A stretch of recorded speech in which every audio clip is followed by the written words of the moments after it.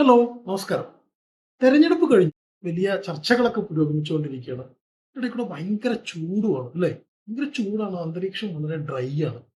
ഏഹ്, ആ ഡ്രൈ ആയിട്ടുള്ള അന്തരീക്ഷത്തില് അല്ലെങ്കിൽ ചൂടോടുകൂടി അസ്വസ്ഥതയോടുകൂടി ഇരിക്കുമ്പോൾ കുറച്ച് ഫണ്ണൊക്കെ ആവാം. അത്തരത്തിൽ ഒരു ഫണ്ണാണ് ഇപ്പോൾ സംഭവിച്ചുകൊണ്ടിരിക്കുന്നത്. ഈ തെരഞ്ഞെടുപ്പ് കഴിഞ്ഞിട്ടുള്ള ഒരു മാസം എങ്ങനെ കഴിച്ചു കൂട്ടും എന്നൊരു ആശങ്ക ഏതാണ്ട് എല്ലാ രാഷ്ട്രീയ പാർട്ടി നേതാക്കൾക്കും ഉണ്ടായിരുന്നു. കാരണം ഒരു മാസത്തെ കാത്തിരിപ്പാണ്. കണക്ക് കൂട്ടിയും കുറച്ചും ഹരിച്ചും ഒക്കെ സമയം കളയാമെങ്കിലും അതിനൊക്കെ ഒരു പരിമിതി ഉണ്ടല്ലോ. അപ്പൊ എത്ര കാലം തങ്ങൾക്ക് ഇങ്ങനെ കാത്തിരിക്കാൻ പറ്റും എന്നൊരു തോന്നലുണ്ടായിരുന്നു. എന്നാൽ കോൺഗ്രസ് അതിനകത്ത് വലിയൊരു വിസ്മയമാണ് എന്നിപ്പോ തെളിയിച്ചിരിക്കുകയാണ്. ഈ ഒരു മാസം, അതായത് തെരഞ്ഞെടുപ്പ് കഴിഞ്ഞിട്ടുള്ള ഏറെക്കുറെ ഒരു മാസം, വളരെ രസകരമായിട്ടുള്ള പല ആക്ടിവിറ്റികളാണ് കോൺഗ്രസ് ക്യാമ്പിൽ നിന്ന് വന്നുകൊണ്ടിരിക്കുന്നത്. അതിൽ ഇപ്പോൾ കണ്ടുകൊണ്ടിരിക്കുന്ന വളരെ രസകരമായിട്ടുള്ള ഒരു ആക്ടിവിറ്റി, ആരായിരിക്കണം അടുത്ത മുഖ്യമന്ത്രി എന്നുള്ള തർക്കമാണ്. നമുക്കറിയാം, മെയ് 4-ാം തീയതിയാണ് തെരഞ്ഞെടുപ്പിന്റെ ഫലം വരുന്നത്. അതായത് ഏപ്രിൽ 9-ാം തീയതി തെരഞ്ഞെടുപ്പ് കഴിഞ്ഞു. മെയ് 4-ാം തീയതിയാണ് ഫലം വരുന്നത്. ആ ഫലം വരുമ്പോൾ തങ്ങളിൽ ആരാകും മുഖ്യമന്ത്രി എന്ന വിഷയത്തിൽ കോൺഗ്രസിനകത്ത് ചെറിയ ചില തർക്കങ്ങളോ അല്ലെങ്കിൽ ആശയക്കുഴപ്പങ്ങൾ നിലനിൽക്കുന്നുണ്ട് എന്നാണ് നമുക്ക് മനസ്സിലാവുന്നത്. അതിന് പ്രധാനപ്പെട്ട കാര്യം, ഒരു മാധ്യമപ്രവർത്തകൻ പറഞ്ഞ ഒരു കമന്റാണ്. ഒരു ചർച്ചയ്ക്കിടെ ഒരു മാധ്യമപ്രവർത്തകൻ പറയുന്നു, കെ.സി. വേണുഗോപാലിന് മുഖ്യമന്ത്രി സ്ഥാനത്തെത്താൻ എന്താണ് അർഹത എന്നാണ് ചോദ്യം. ആ ചോദിച്ചോട് കൂടിയിട്ട് ഈ പറയുന്ന കോൺഗ്രസ്സുകാരെല്ലാം അങ്ങ് ഇളകി എന്ന് പറഞ്ഞാൽ അവരവർക്ക് പറ്റുന്ന രീതിയിലാണ് അവരുടെ പ്രതികരണം. ചിലർ ഫേസ്ബുക്കിൽ പോസ്റ്റ് ഇടുന്നു, ചിലർ വാട്സപ്പിൽ സ്റ്റാറ്റസ് ആക്കുന്നു, ചിലർ ചാനലുകളെ വിളിച്ച് ചീത്ത പറയുന്നു. ഈ ചില ഫേസ്ബുക്ക് പോസ്റ്റുകൾ മുഖ്യധാരാ മാധ്യമങ്ങൾ വാർത്തയാക്കുന്നു. ചിലർ പറയുന്നു തങ്ങൾ രാജിവെക്കുന്നു. വേറെ വലിയൊരു കോമഡി അപ്പുറത്തുണ്ട് കേട്ടോ. കഴിഞ്ഞ 15 കൊല്ലമായിട്ട്, അല്ലെങ്കിൽ ക്ഷമിക്കണം, കഴിഞ്ഞ 15 അല്ല 10, കഴിഞ്ഞ 10 കൊല്ലമായിട്ട് യു.ഡി.എഫ് ജയിക്കണം എന്ന് ആഗ്രഹിക്കുന്ന ഒരു പ്രവർത്തകനാണ് ഞാൻ. ഇപ്പോൾ വിചാരിക്കുന്നു തോറ്റാൽ മതിയായിരുന്നു എന്ന് ചോദിക്കുന്ന കുറേ മനുഷ്യന്മാരുണ്ട്. അപ്പൊ കോൺഗ്രസിനകത്ത് കാര്യങ്ങൾ ഇങ്ങനെ ഭയങ്കര ജഗമൊക്കെയായിട്ട് നടന്നുകൊണ്ടിരിക്കുകയാണ്. അപ്പോ നമുക്ക് ഇതിനകത്ത് അറിയേണ്ട ഒരു കാര്യം, ഇതിനകത്ത് ആർക്കാണ് കൂടുതൽ സാധ്യത എന്ന കാര്യം നമുക്കൊന്ന് പരിശോധിക്കണമല്ലോ. അങ്ങനെ നമ്മളൊന്ന് പരിശോധിച്ച് നോക്കുകയാണ് ഇതിന്റെ സാധ്യതകൾ എന്തൊക്കെയാണ്, ആർക്കാണ് ഇതിനകത്ത് നേട്ടം ഉണ്ടാവുക എന്ന കാര്യം. 3 പേരുകളാണുള്ളത്. ഒന്ന് കെ.സി. വേണുഗോപാൽ. സ്വാഭാവികമായിട്ടും സംഘടനാ ജനറൽ സെക്രട്ടറിയാണ്. ഏതിന്റെ? എ.ഐ.സി.സിയുടെ വലിയ പുള്ളിയാണ്.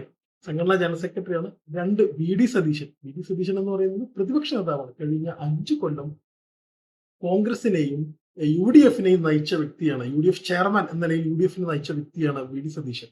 മറ്റൊരാൾ രമേശ് ചെന്നിത്തലയാണ്. ഈ വി.ഡി. സതീശന് മുമ്പ് 5 കൊല്ലം ഭരിച്ച, അല്ലെങ്കിൽ 5 കൊല്ലം നയിച്ച, യു.ഡി.എഫിനെ നയിച്ച വ്യക്തിയാണ് വി.ഡി. സതീശൻ.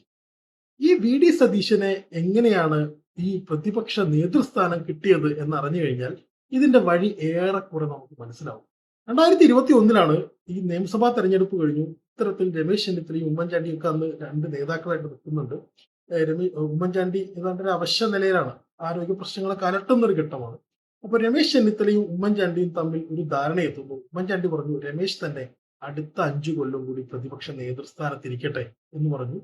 എ ഗ്രൂപ്പിന്റെ അവസാന വാക്കായി ഉമ്മൻചാണ്ടി എ ഗ്രൂപ്പിലെ എം.എൽ.എമാരോട് പറഞ്ഞു, രമേശ് ചെന്നിത്തലയ്ക്ക് വേണ്ടിയിട്ട് ഈ എം.എൽ.എമാരുടെ യോഗത്തിൽ പങ്കെടുക്കുമ്പോൾ സംസാരിക്കണം. അങ്ങനെ സംസാരിച്ച് കഴിഞ്ഞാൽ സ്വാഭാവികമായിട്ടും ഐ ഗ്രൂപ്പ് രമേശ് ചെന്നിത്തല കൂടെ തന്നെ നിൽക്കുന്നുണ്ടല്ലോ. അപ്പോഴാണ് കെ.സി. വേണുഗോപാൽ എന്ന് പറയുന്ന സോ കോൾഡ് ചാണക്യന്റെ രംഗപ്രവേശം. കെ.സി. വേണുഗോപാൽ എന്ത് ചെയ്തു? ഓരോ എം.എൽ.എമാരും വെവ്വേറെയായി കാണാൻ വേണ്ടിയിട്ട് എ.ഐ.സി.സി നിരീക്ഷക സംഘം വരുന്നു. അങ്ങനെ കാണുന്നു, അവരുടെ അഭിപ്രായങ്ങൾ രേഖപ്പെടുത്തുന്നു, പോകുന്നു. ഒരു സുപ്രഭാതത്തിൽ പ്രഖ്യാപനം വരുന്നു, വി.ഡി. സതീശനാണ് പ്രതിപക്ഷ നേതാവ്. രമേശ് ചെന്നിത്തലയ്ക്ക് അത് ഉൾക്കൊള്ളാൻ ആദ്യഘട്ടത്തിൽ വലിയ പ്രയാസം ഉണ്ടായിരുന്നു എന്നുള്ളതാണ് സത്യം.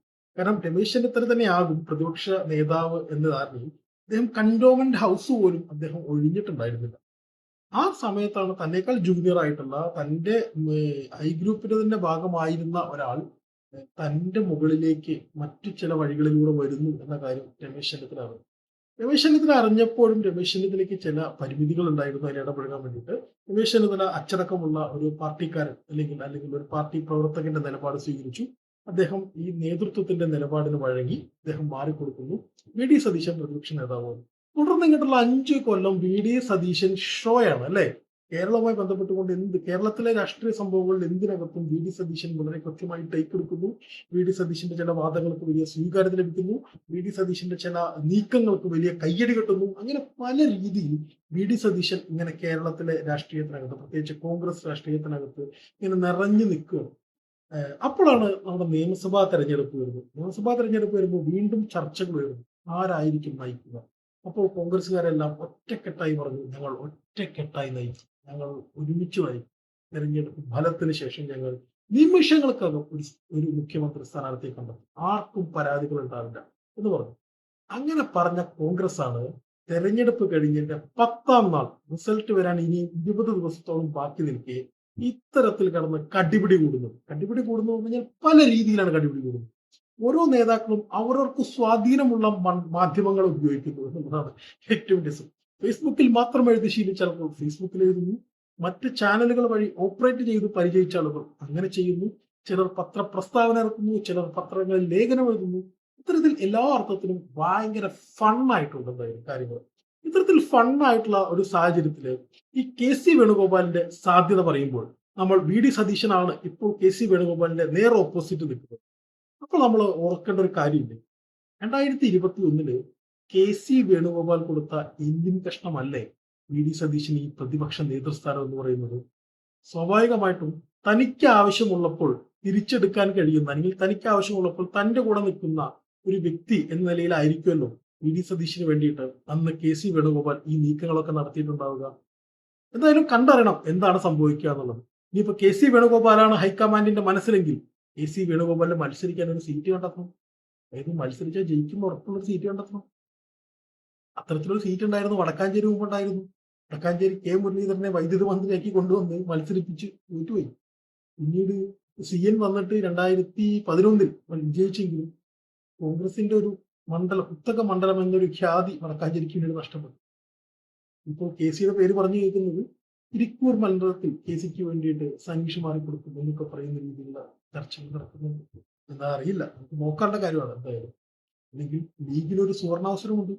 മുമ്പ് ലീഗ് ഇത്തരത്തിൽ AK ആന്റണിക്ക് വേണ്ടി തിരൂരങ്ങാടിയിൽ സ്ഥാനത്യാഗം ചെയ്തവരാണ്.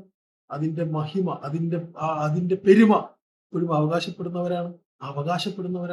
അപ്പോൾ സ്വാഭാവികമായിട്ട് ഇത്തവണ കൂടി ലീഗിനൊരു സാധ്യതയുണ്ട്. അല്ല വേങ്ങരയോ മലപ്പുറം ഒഴിഞ്ഞു കൊടുക്കണം ലീഗെ. എന്നിട്ട് കോൺഗ്രസിന്റെ കെ സി വേണുഗോപാലിനെ ജയിപ്പിച്ച് മുഖ്യമന്ത്രിയാക്കാൻ ശ്രമിക്കണം.